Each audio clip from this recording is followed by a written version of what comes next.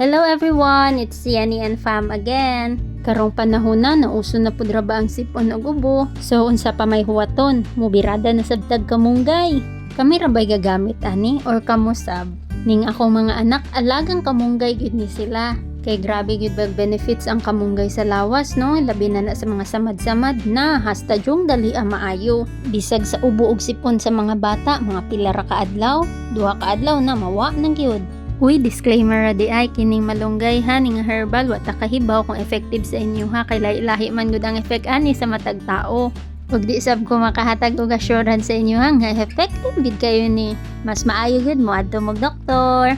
Ang uban ani ginasagulan daw nilag kalamansi bisan gani sa gagmayng bata gina-dropper daw ni nila. Kuwaon ra gid nimong duga ani. Pugaon gid nimo sa abot ng iyong makakaya pero bitaw pugaon lang na nimo siya aron mugawas ang iyang duga. Unya mao na nang ginapainom nako sa akong anak. Daghan pa man yung mga herbal nga pwede itambal bitaw sa sipon ug sa ubo. Again, disclaimer lang ha. Depende ra gid ni sa tao kung mo effect sa inyo ha. Gagamit og malunggay kung very very light radyo na ilang sipon ug ubo. Ug katong oregano nga ginalaga unya ipainom sa ilaha ang tubig. Bisag kami ganing mga dagko, gainom sa mi ani. Kay health is wealth baya unya herbal man sab. Kining malunggay lami gid kini siya pagsasabaw. Pero ang duga ani upload kaayo. Kini nga akong mga nakahibaw na giniinig magmalunggay session na pud mi.